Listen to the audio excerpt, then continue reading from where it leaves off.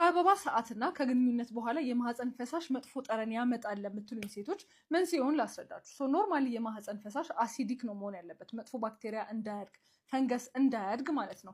ልክ የወር አበባ ሰዓት ግን ይሄ አሲዲቲ ይዛባል፣ ማለትም ቤዚክ እየሆነ ይመጣል። የወንድ የዘር ፈሳሽን ቤዚክ ስለሆነ ይህንን አሲዲቲ ያዛባብናል። የዛኔ መጥፎ ባክቴሪያ እንዲያድግ ያደርገዋል። ሶ ባክቴሪያል ቫጂኖሲስ የመፈጠር እድሉ ኦር ደግሞ ካንዲዲያሲስ የፈንገስ ኢንፌክሽን የመፈጠር እድሉ ከፍተኛ ነው። ሶ ምን አይነት ምልክቶች ታስተውላላችሁ?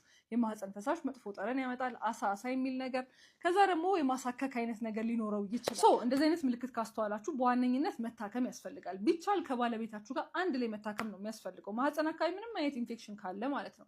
ከዛ በተጨማሪ አሲዲቲውን ለመጨመር እርጎ መጠጣት። እርጎ ማለት ጀስት እዛ አካባቢ ላክቲክ አሲድ የመመረት እድሉን ከፍተኛ ያደርገዋል፣ መጥፎ ባክቴሪያ እንዳያድግ ያደርጋል። ከዛ ውጭ ማናፈስ ማለትም ፓንት ሁሉ ጊዜ ያለማድረግ፣ ልክ እንደታጠባችሁ ፓንት አለማድረግ፣ ደረቅ ያለ ኢንቫይሮንመንት መጠበቅ እንደዚህ አይነት ነገር እንዳይፈጠር ያግዛል። ከዛ ውጭ ግን ኦልሬዲ ምልክቱን ካስተዋላችሁ ሕክምና ማግኘት አንደኛው ምርጫ መሆን አለበት።